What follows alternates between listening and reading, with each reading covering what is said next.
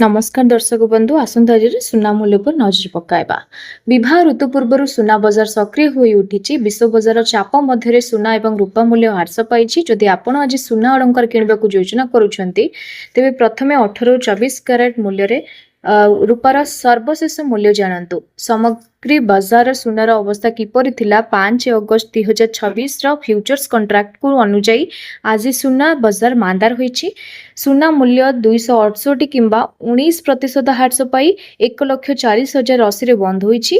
एही सामान्य ह्रास निश्चित भाव में क्रेता मानकु किछि आश्वस्ति प्रदान करिछि। जदि आपण सुनार निवेश करबाकू चाहुचंती किंबा सबुठार शुद्ध सुना किणवाकू चाहुचंती तेबे 24 क्यारेट सुना को सबुठारु उपयुक्त बोली विवेचना करा जाय। 24 क्यारेट सुनार मूल्य वर्तमान बाजार मूल्य प्रति यूनिट 1,40,080 रे अटे। तथापि खुचुरा बाजार रे तैयारी चार्ज एवं टिकस जोड़ा होइथाय।